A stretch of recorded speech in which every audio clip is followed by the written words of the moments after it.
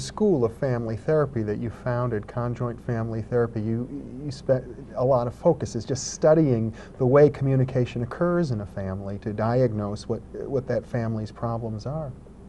And as long as, that's right, and as long as we're on that subject, let me tell you something that came out so clearly after I worked with many, many people.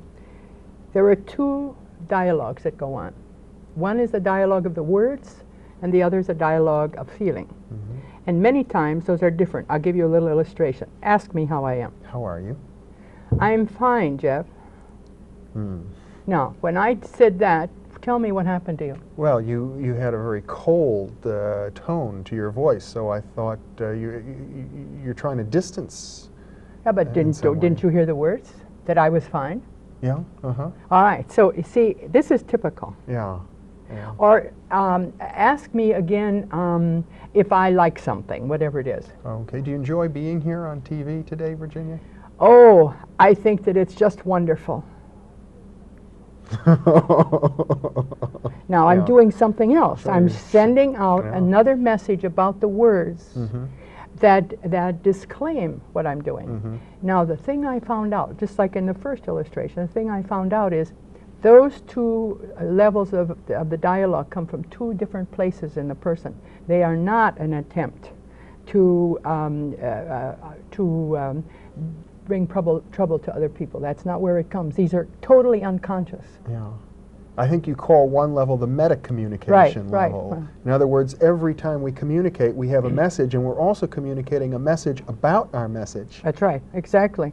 And that's, you see, a lot of people, and I think it's even been true of psychologists, when people give what we call double-level messages, which is where my body says one thing in voice, different from my words, that this is a way to, that this is deliberately done. It isn't.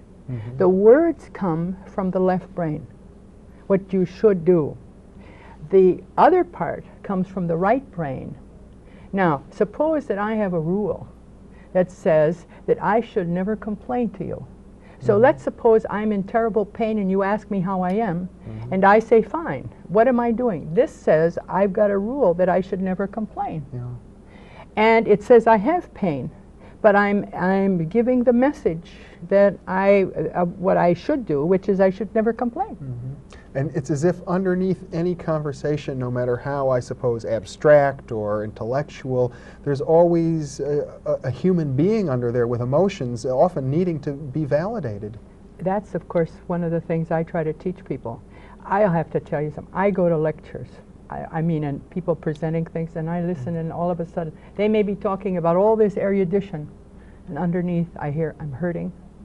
I feel disappointed. I would love for you to help me. And it comes out in these very erudite terms. Now, if I were to go to one of those people and to say, I'd like to help you, the chances are that they would say, how did you know I needed help? What makes you think I need help? Yeah. They might even deny it. Sure, because usually people like that have rules they shouldn't ask for help. Not that they don't need it.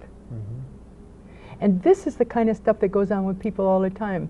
See, I can always see and hear better on you than you can hear and see on yourself, simply because I'm outside of you. Yeah.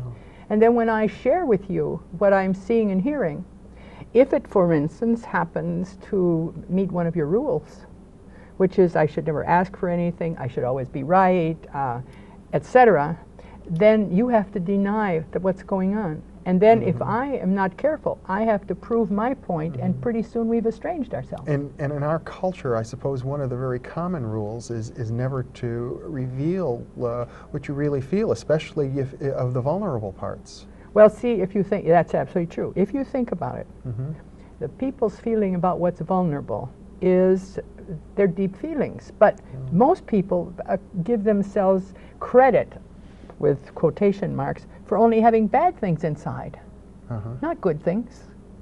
Yeah. Or even, you know, I've even found people who felt that they couldn't talk about love feelings because somebody else would be jealous.